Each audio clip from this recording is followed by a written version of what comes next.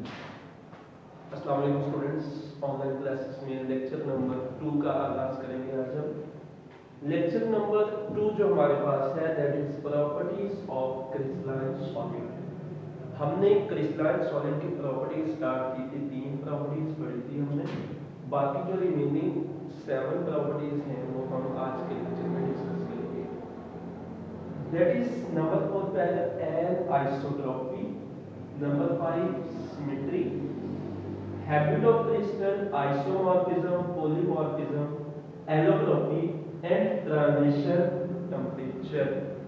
ये 10 प्रॉपर्टीज 3 हमने पहले पढ़ ली थी, 7 आज हम डिस्कस करेंगे और हमारा प्रॉपर्टीज ऑफ क्रिस्टलाइन सॉलिड वाला पोर्शन जो है वो कंप्लीट हो जाएगा।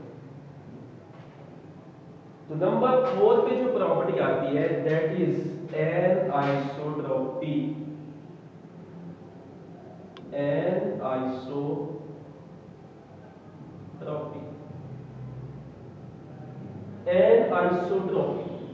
एनिसोट्रॉपी आप किसे कहते हो? एनिसोट्रॉपी बेसिकली फिनोमिना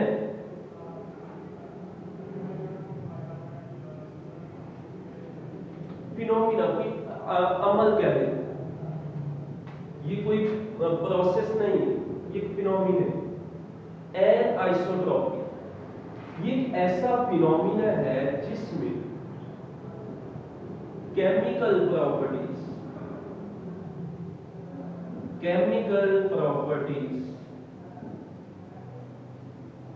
सेम रहती है।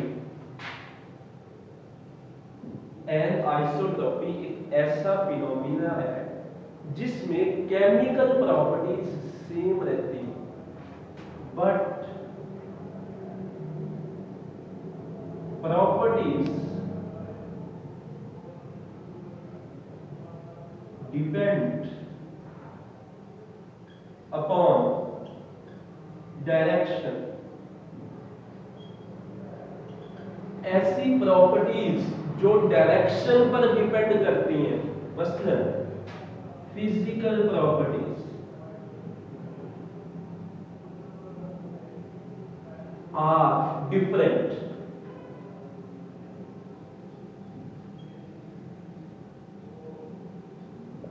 Physical properties are different. Anisotropy के ऐसा फिनोमिना जिसमें केमिकल प्रॉपर्टीज तो सेम है, केमिकल प्रॉपर्टीज सेम ही रहेंगी but properties depend upon direction. ऐसी प्रॉपर्टीज जो डायरेक्शन पर डिपेंड करती हैं, मसलन फिजिकल प्रॉपर्टीज आर डिफरेंट। अब यहां पे डायरेक्शन का क्या मतलब है? हम प्रॉपर्टीज पढ़ रहे हैं क्रिस्टलाइन सॉलिड की।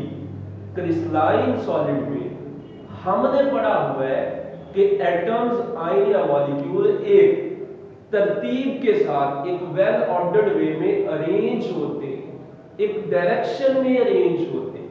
ये हमने पढ़ा क्रिस्टलाइन सॉलिड की प्रॉपर्टीज कि क्रिस्टलाइन सॉलिड ऐसे सॉलिड्स होते हैं जिसमें पार्टिकल एक डायरेक्शन में वेल ऑर्डर्ड वे में अरेंज होते हैं और अगर हम उनकी डायरेक्शन ही चेंज कर दें फिर फिजिकल प्रॉपर्टीज उनकी चेंज हो जाएगी। This is called anisotropy.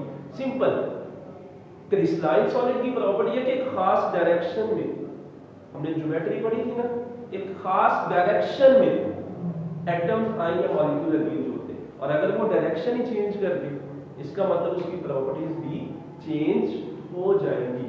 For example, chemical property change क्यों नहीं होगी?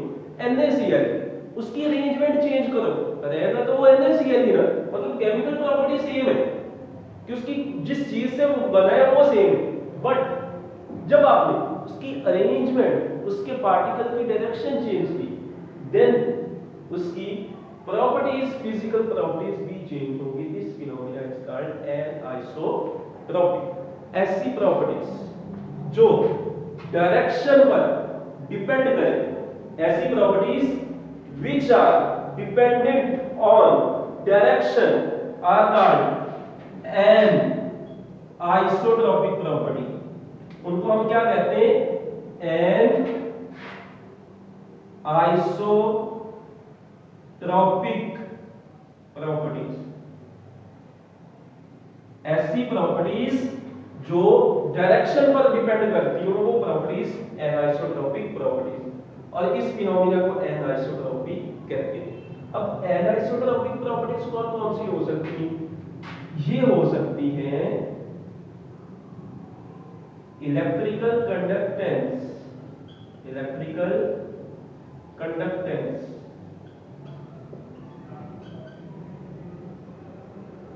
Number 2 thermal expansion, number 3 refractive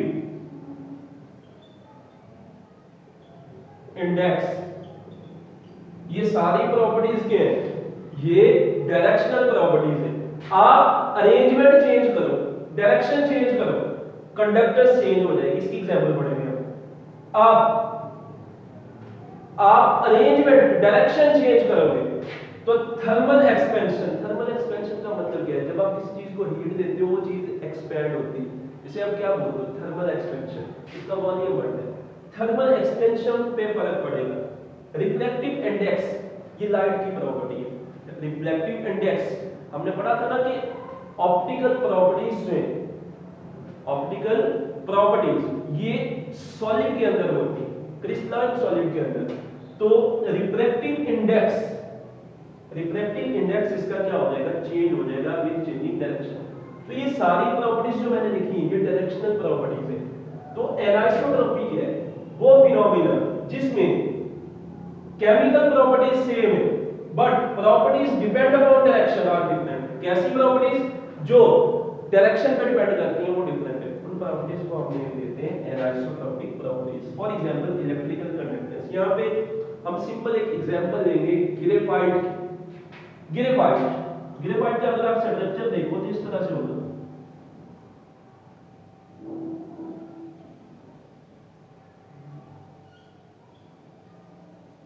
graphite की लेयर्स होती हैं इसी तरह।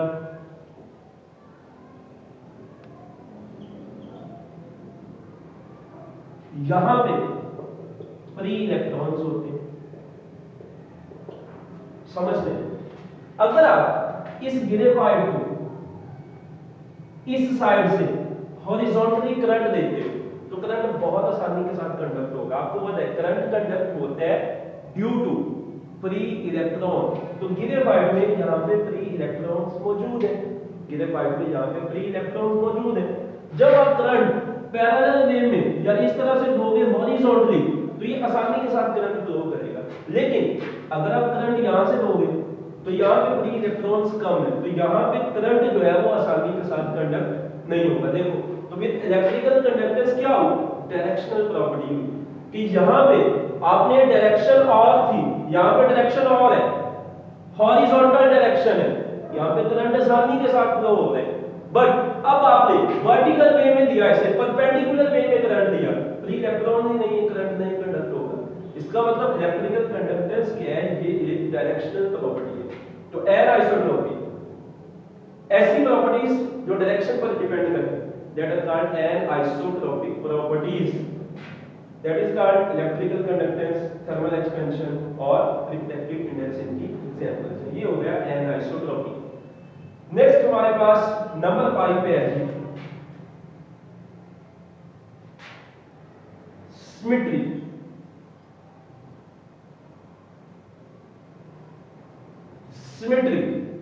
सिमेट्री किसे बोलते हैं? फॉर एग्जांपल यहां पे मैं कोई क्रिस्टल ड्रा करता हूं। फॉर एग्जांपल मेरे पास क्यूबिक क्रिस्टल है। सिमेट्री के कुछ एलिमेंट्स होते हैं, सिमेट्री के कुछ एलिमेंट्स होते हैं जिनको हम नेम देते हैं सिमेट्री एलिमेंट्स।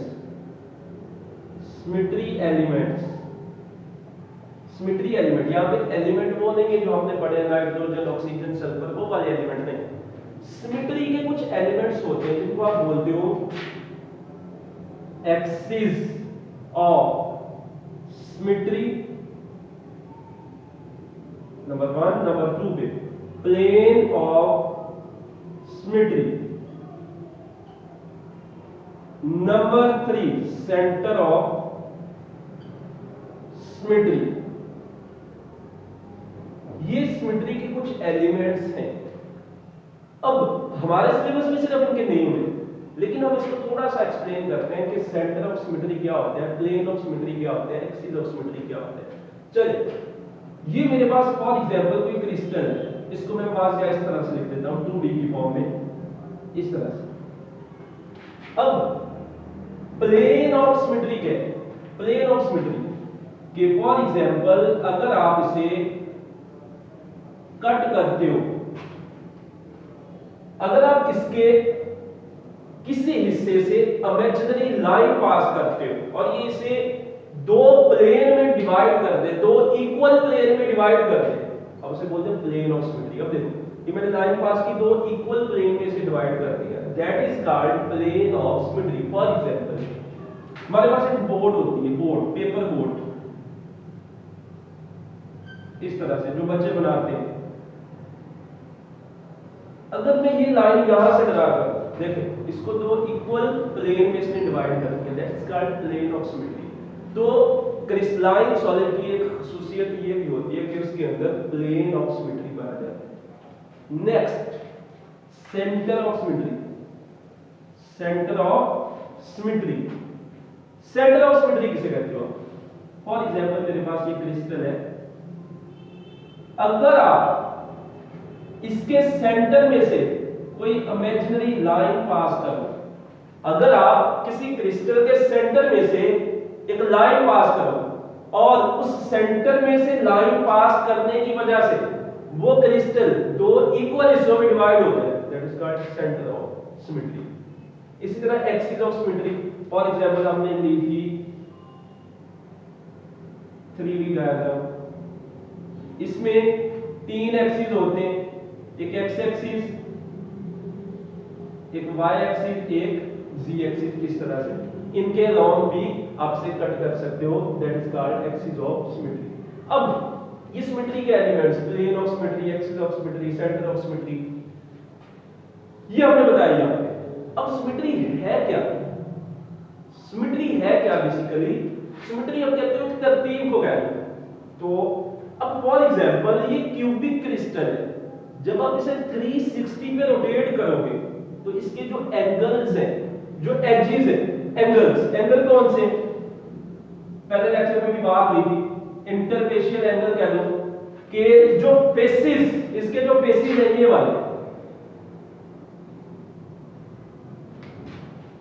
वाले इसके फेसेस, और फेसेस आपस में जिस एंगल के जरिए एक दूसरे को कट कर रहे हैं, that is called interfacial angles. तो सिमेट्री क्या है कि जब आप किसी क्रिस्टल को 360 पे रोटेट करते हो तो उसके एंगल्स भी रिपीट होते हैं, उसके फेसेस भी रिपीट होते हैं, फेसेस को एजेस भी कह सकते हो आप। तो जब आप किसी क्रिस्टल को 360 पे रोटेट करोगे तो उसके एंगल, उसके एजेस रिपीट होंगे, that is called symmetry. The repetition of angle edges when it is rotated about 360 degree is called symmetry. The repetition of angles edges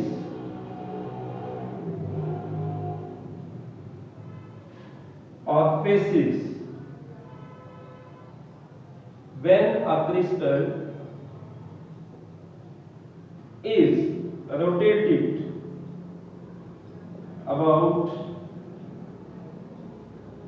360 degree, कि जब आप उस क्रिस्टल को 360 डिग्री पे रोटेट करोगे तो उसके जो एंगल्स हैं, उसके जो एजेस हैं वो रिपीट होंगे। इस फिनोमिना को आप नेम देते हो सिमेट्री का। नेक्स्ट हमारे पास जो प्रॉपर्टी है that is habit of crystal. Number 6, habit of crystal. Habit of crystal, habit of crystal, habit of crystal से क्या मुराद है? डेफिनेशन लिखते हैं सबसे पहले, shape of crystal in which it usually grow is known as habit of crystal.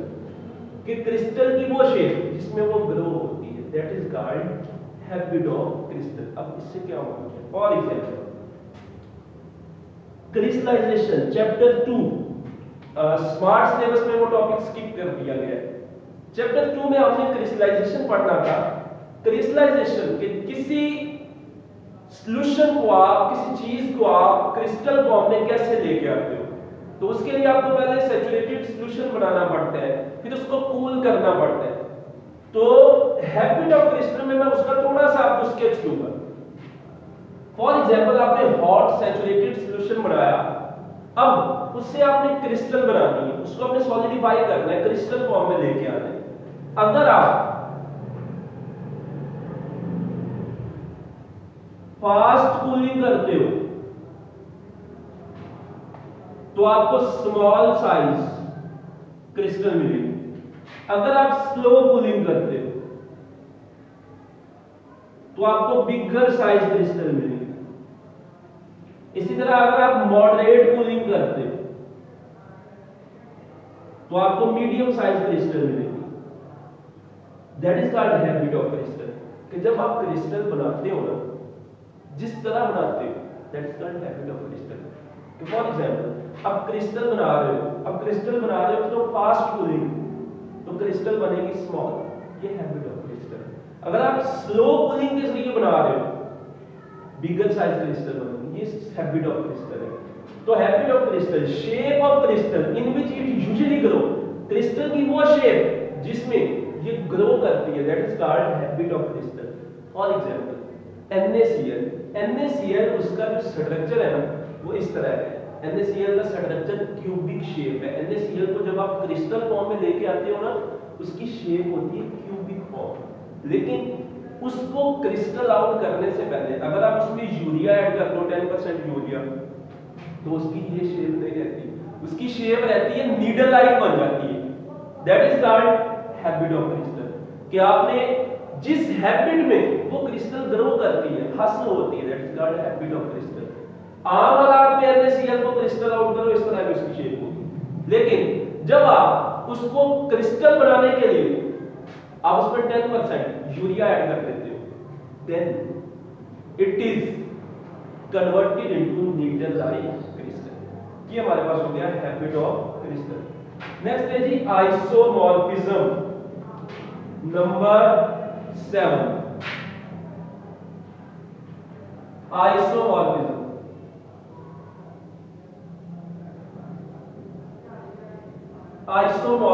Isomorphism किसे बोलते हैं? Iso mean same, morphism mean shape. तो आइसोमॉर्फिज्म किसे कहते हो? दो या दो से ज्यादा कंपाउंड्स जिनकी शेप जो है वो same, that is called isomorphism. ये एक फिनोमिना है. Phenomena in which two or more compounds exist in same crystalline form is known as isomorphism. Isomorphism किसे कहते हो आप? आइसोमॉर्फिज्म वो फिनोमिना है जिसमें दो या दो से ज्यादा कंपाउंड्स एक ही शेप में एग्जिस्ट करते हो, that is called isomorphism. For example we have NaNO3 sodium nitrate and potassium nitrate. For example sodium nitrate and we have potassium nitrate. इनकी दोनों की शेप क्या है? That is rhombohedral.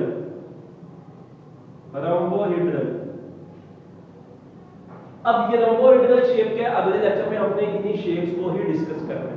तो देखो NaNO3 और कंपाउंड है, KNO3 और कंपाउंड है, बट इनकी शेप रोम्बोहेड्रल है, शेप सेम है.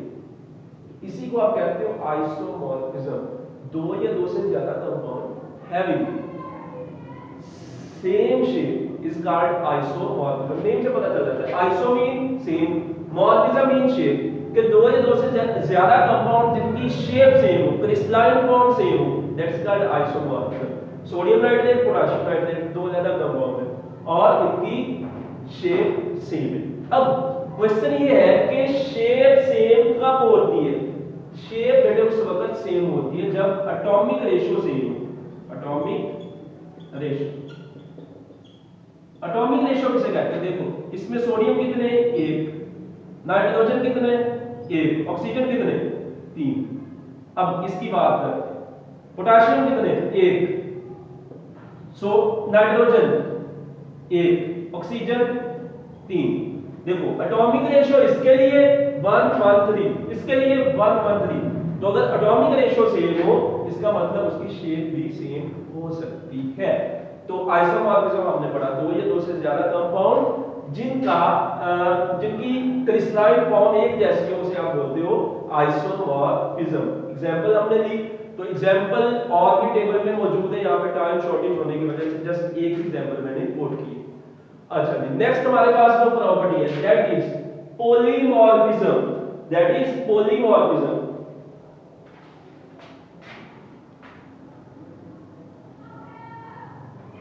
पॉलीमॉर्फिज्म, पॉलीमॉर्फिज्म, पॉली का मतलब, अगर आइसो का मतलब सेम है तो पॉली का मतलब डिफरेंट। मॉर्फिज्म शेप, इसका मतलब कि अगर एक ही कंपाउंड एक से ज्यादा शेप में पाया जाए उसे आप नेम देते हो पॉलीमॉर्फिज्म। पॉली का मतलब डिफरेंट, मॉर्फिज्म शेप, कि अगर एक ही कंपाउंड दो डिफरेंट शेप में पाया जाए that is called polymorphism. Phenomena in which a compound exists in more than one crystalline form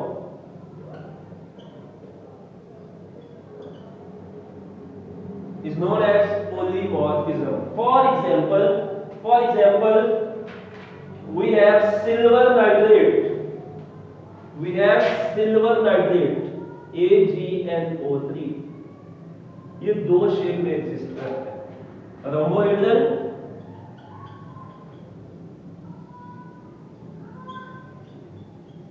and orthorhombic. अब रोम्बोहेड्रल ऑर्थोरोम्बिक क्या है ये अगले लेक्चर में सारी शेप्स आनी है, तो अभी सिर्फ आप कॉन्सेप्ट बना लो कि पॉलीमॉर्फिज्म का मतलब कि वो फिनोमेना जिसमें एक ही कंपाउंड एक से ज्यादा क्रिस्टलाइन फॉर्म में पाया जाए that is called polymorphism. Next हमारे पास है जी एलोट्रॉपी। इन दोनों का डिफरेंस, दो कंपाउंड शेप एक, इसमें कंपाउंड एक शेप एक से ज्यादा, ठीक है। तो ये डिफरेंस आपने अपने माइंड में बना लेना है कि अगर दो या दो से ज्यादा कंपाउंड हो, compound different shape same isomorphism, compound same shape different polymorphism. Next हमारे पास है जी एलोट्रॉपी।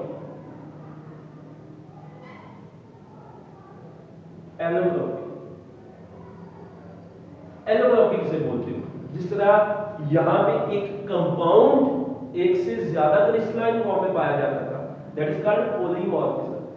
अब कंपाउंड की जगह एलिमेंट कर दो, अगर एक ही एलिमेंट एक से ज्यादा क्रिस्टलाइन फॉर्म में पाया जाए that is called allotropy.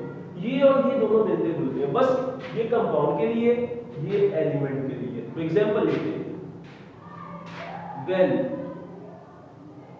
An element exists in more than one crystalline form is known as allotropy, कि जिसमें एक एलिमेंट एक से ज्यादा क्रिस्टलाइन फॉर्म में एग्जिस्ट करे उसे आप नेम देते हो एलोट्रॉपी। फॉर एग्जांपल सल्फर, जो सल्फर है बेटे ये एग्जिस्ट करता है रोम्बिक फॉर्म में और मोनोक्लिनिक। अब दोबारा से कह रहा हूं कि ये शेप हमने अगले लेक्चर में पढ़नी है। तो अभी देखो यहाँ पे सल्फर एक एलिमेंट शेप डिफरेंट एलोट्रोपी, एक कंपाउंड शेप डिफरेंट पॉलीमॉर्फिज्म। ये और ये दोनों मिलते जुलते हैं, बस एलोट्रोपी एलिमेंट के लिए, पॉलीमॉर्फिज्म कंपाउंड के लिए। तो when an element exists in more than one crystalline form is called allotropy। Last में हमारे पास है जी transition temperature. Transition temperature, transition temperature. जिस तरह हमने कहा कि एक ही एलिमेंट अगर एक से ज्यादा क्रिस्टलाइन फॉर्म में बात है वो एलोट्रोपी। अब एक क्रिस्टलाइन फॉर्म से उसे दूसरे क्रिस्टलाइन फॉर्म में कैसे कन्वर्ट करना है, वो ज्यादातर हम कन्वर्ट करते हैं टेम्परेचर देके। वो टेम्परेचर जिस पर एक क्रिस्टलाइन फॉर्म दूसरी में कन्वर्ट हो जाए that is called transition temperature. लिखेंगे temperature at which one crystalline form converted into other is called transition temperature। For example, we have tin Sn, हमारे पास tin है Sn ग्रे कलर का। अगर आप इसे 13.2 इतना टेम्परेचर देते हो तो ये कन्वर्ट होता है व्हाइट टिन में।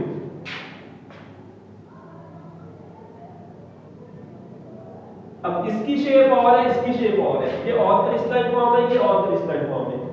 अब 13.2 क्या है? ट्रांजिशन टेम्परेचर, वो टेम्परेचर जिस पर एक क्रिस्टलाइन फॉर्म दूसरे में कन्वर्ट हो जाए that is called transition temperature. 13.2 अब टिन के लिए 13.2 क्या है?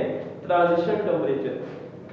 या आप कह सकते हो, यहां पे देखो डबल हेडेड एरो इक्विलिब्रियम, तो आप कह सकते हो वो टेम्परेचर जिस पर दो क्रिस्टलाइन फॉर्म आपस में कोएग्जिस्ट करें इक्विलिब्रियम पे that is called transition temperature. Temperature at which two crystalline form can coexist in equilibrium is called transition temperature।